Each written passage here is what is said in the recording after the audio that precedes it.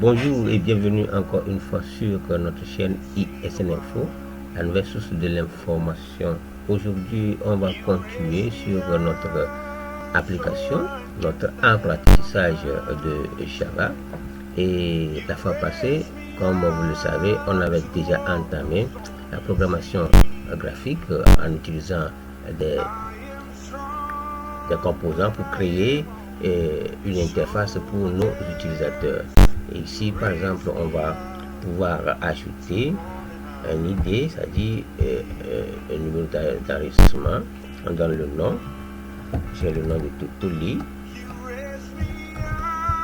Le nom de Tutuli. On peut donner ici l'âge. On peut choisir son département.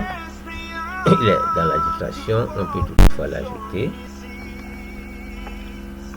L'ajouter là-bas, et c'est ce que nous avons eu à faire. Par la fois passée, on peut juste ajouter un autre utilisateur ou bien un autre employé, Popo Loga, et on peut donner son âge, 45 ans. Lui aussi, il est dans, par exemple, le business, et on peut toutefois l'ajouter. On peut dire que c'est pas Tutuli, c'est Tutolilo. C'est Tutolilo, on peut le mettre Tutolilo et on le met à jour. Donc on le met à jour comme ça, update. C'est ce qu'on a eu à voir la fois passée. Mais qu'est-ce qui manque à notre application? Tout d'abord, ce qu'on a eu à ajouter, c'est juste, on a eu à gérer ici l'utilisation de digital, c'est-à-dire on n'autorise ici que les chiffres, pas les lettres. Quand vous mettez les lettres, c'est normalement ce qu'on a eu à ajouter ici au niveau de test field ID, test ID, c'est seulement ce qu'on a eu à ajouter là-bas. Et en plus de ça, au niveau de l'âge aussi, on a eu à modifier un peu, au niveau de l'âge aussi, et c'est tout ce qui a été changé dans ce code. Donc ceux qui ont déjà eu ce code peuvent les rajouter. Sinon, ils peuvent aussi aller voir dans une autre vidéo plus précédemment que j'ai eu à développer, j'ai eu à préciser ce qu'on peut toutefois, comment est-ce qu'on peut toutefois empêcher la saisie des lettres dans un champ donné. Donc, mais ici, il y a un petit souci pour que notre application, parce que nous voulons aller de l'avant, parce que quand vous mettez, par exemple, des informations comme ça, vous allez vouloir pouvoir les réutiliser ou bien pouvoir les voir encore une deuxième fois ou bien une énième fois pour des utilisations pour d'autres choses ou bien pour des renseignements par exemple. Donc c'est là qu'il est maintenant nécessaire que nous ayons un moyen pour pouvoir les sauvegarder. Donc dans Java, il y a plusieurs moyens de faire. Précisément, on va se baser sur deux moyens, qui est celui de l'utilisation des fichiers. L'utilisation des fichiers, on va créer des fichiers et on va pouvoir retrouver nos données, nos informations qu'on est en train d'entrer dans notre application. Ça, c'est le premier moyen de pouvoir le faire. Maintenant, la deuxième façon de le faire, c'est de pouvoir utiliser les gestionnaires de base de données, les sources de base de données, et qu'on pouvait toutefois installer sur nos ordinateurs ou bien sur un serveur et pouvoir utiliser dès que vous déployez vos applications. Vous pouvez toutefois récupérer les données là, faire des backups pour pouvoir les voir ces informations là. Donc c'est ce qu'on va faire ici, et dans des vidéos qui vont suivre bien sûr. Mais ici on va commencer par connaître quelque chose, un API qui va nous permettre de pouvoir créer des fichiers et de pouvoir les utiliser, parce que c'est la création de ces fichiers sont très importantes pour pouvoir évoluer dans une application proprement dite dans la programmation Java. Donc je disais tantôt, pour pouvoir gérer cette manière de faire pour la création de ces fichiers, nous avons besoin d'un API de Java qui s'appelle Java IO ou bien Java IO. C'est un package qui comprend des classes et qu'on va toujours dans ces classes, c'est ça qui sont ici. Quand vous allez sur le site de Google, la documentation de Java.io, vous allez voir les classes qui sont là. Il y a le buffer Rata, il y a ShaArray Rata, il y a ShaBuffer, il y a File Rata, il y a File Filter, il y a Filter Rata, etc. Log, Stream, Output, Stream Rata, etc. Puppet, etc. etc. Moi-même, j'ai aussi énuméré. Je vais faire une petite recherche ici c'est dans Sublime. Je l'ai écrit. Sublime, j'ai écrit un petit texte là-bas pour donner quelques explications sur les classes qu'on peut utiliser. Voilà, il y a certaines classes ici que j'ai énumérées ici. Par exemple, la classe File. Donc, c'est une classe qui hérite du paquet de Java.io. Et cette classe permet de faire quoi? De pouvoir créer, d'abord, permet de créer, c'est ça qui est là, permet de créer, de manipuler et d'obtenir des informations sur un fichier et un répertoire, ou bien des répertoires. C'est-à-dire que par l'intermédiaire de cette classe-là, dès que nous avons cette classe, nous pouvons avoir une instantiation de cette classe. C'est-à-dire on va créer un objet de cette classe-là et qui va nous permettre d'abord d'avoir des informations et pouvoir manipuler les fichiers et de voir aussi les répertoires, c'est-à-dire le chemin qui est encore le path en anglais, et pour pouvoir les lire. Et maintenant, il y a d'autres classes qui est la classe FileReader. FileReader est utilisé pour lire les fichiers de caractère test, les fichiers test, etc. etc. On peut aussi utiliser la classe FileWriter pour permettre de créer, c'est-à-dire pour écrire dans nos fichiers. Dès que nous avons un fichier qui a été créé, donc par cette classe, on crée un objet de cette classe. Toutes ces classes-là, pour pouvoir les utiliser, on crée toujours une instantiation de cette classe, c'est-à-dire une instance de cette classe-là, ou bien un objet de cette classe-là pour pouvoir les utiliser. Donc, c'est ce qui est toujours fait dans Java. Il faut toujours hériter d'une classe mère pour pouvoir implémenter Java.io FileWriter qui nous permet d'écrire des caractères dans un fichier de test qui existe déjà. Donc déjà ici, ce qui veut dire que nous pouvons toutefois associer la classe file et la classe FileWriter, ce qui veut dire que nous allons pouvoir créer notre fichier par le biais de notre classe là et pouvoir écrire dedans par le biais de FileWriter. Donc on a une autre classe qui est la classe BufferReader. BufferReader, qu'est-ce que ça nous permet? Ça nous permet de lire des fichiers, c'est-à-dire d'effectuer des lectures sur des fichiers de texte qui existent aussi déjà, mais en paquet, c'est-à-dire dans un fichier.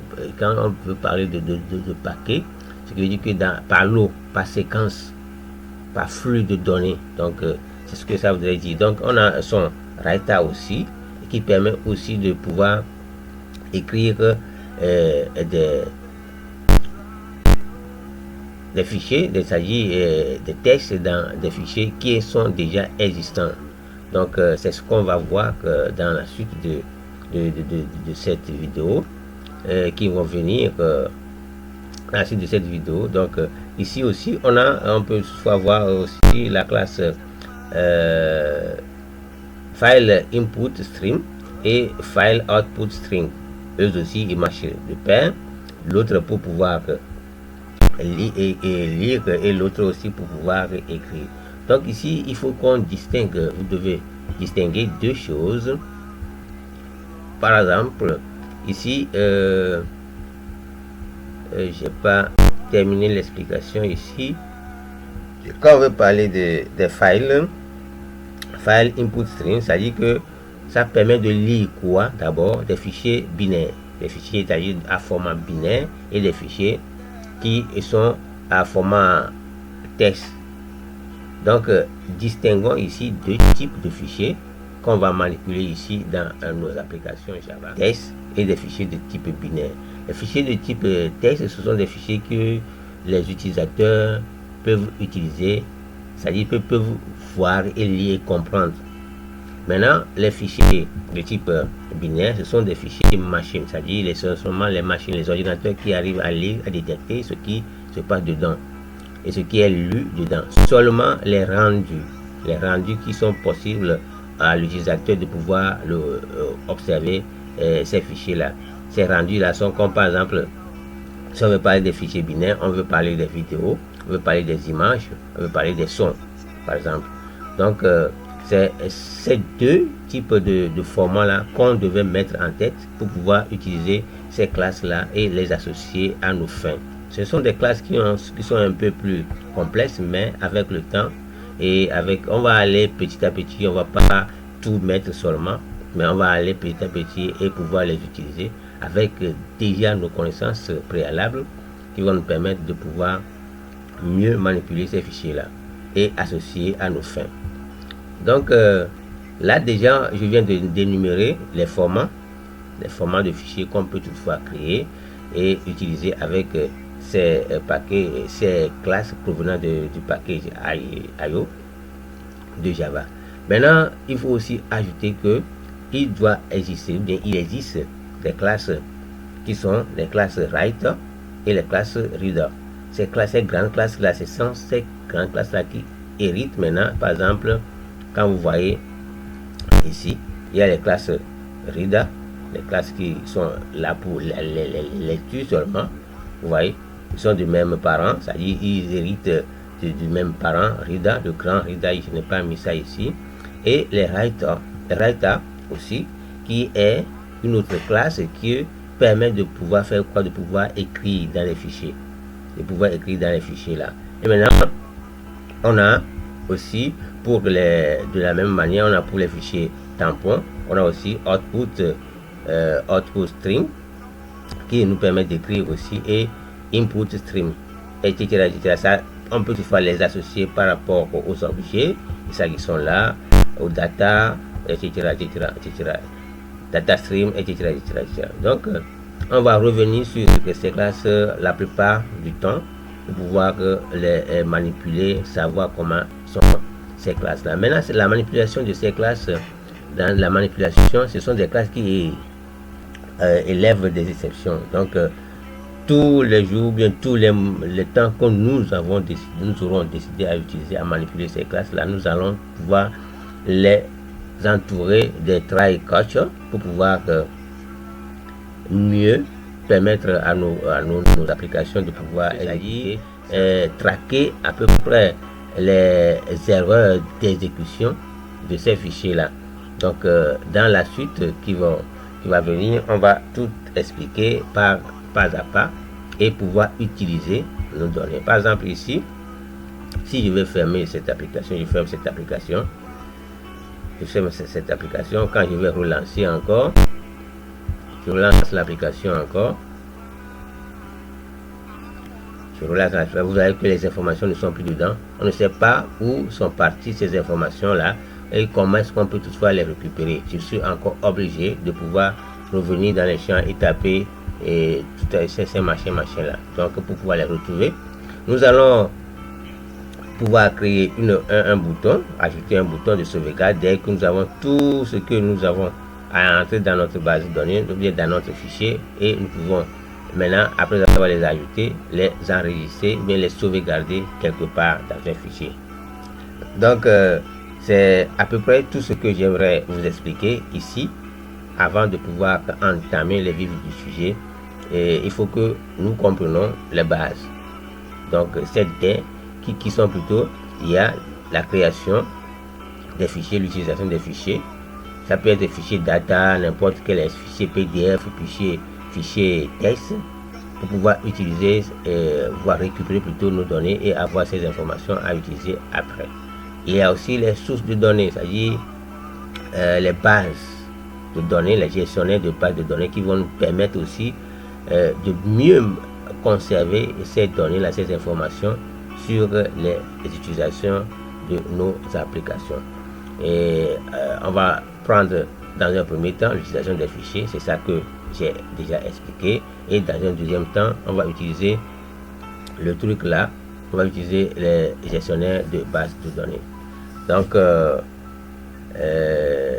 il faut aussi noter que j'ai parlé de types de fichiers que nous devons mettre en tête. Il y a les fichiers de type texte, c'est-à-dire les fichiers de type caractère qui permettent d'enregistrer seulement les caractères qui sont lisibles par l'utilisateur, et les types de fichiers, bien les fichiers de format binaire qui sont utilisés pour manipuler les fichiers vidéo, les sons, les images, etc.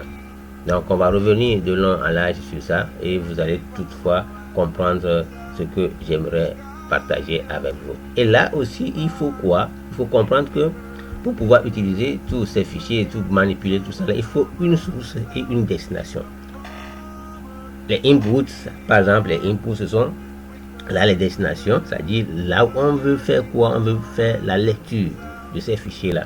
Maintenant, cette sortie qui est la lecture des fichiers, ça peut être les envois sur une imprimante ou bien dans un réseau donné, ou bien envoi de mails, des documents par SMS, etc., etc. Et aussi, il faut noter aussi que la source qui constitue là où le fichier doit exister, l'application qui fait enregistrer ces fichiers-là, c'est ça qui constitue la source. Donc, il faut une source et une destination, et vice-versa. C'est ça qu'on va voir par la suite de cette vidéo que on va faire. Donc, d'ici là, portez-vous bien. Et je vous dis, n'oubliez pas de liker vos amis, tout ce que vous aimez, tout ce que vous aimez, et on verra. Donc, my friend English people, it's a long time. I'm back, but I will a new video. I will restart. I will re-explain. I will explain for you everything that I tell you in the French now. Okay. So, ciao ciao. Don't forget to subscribe in our channel and share this application, this video for your neighbor. Okay. Ciao ciao.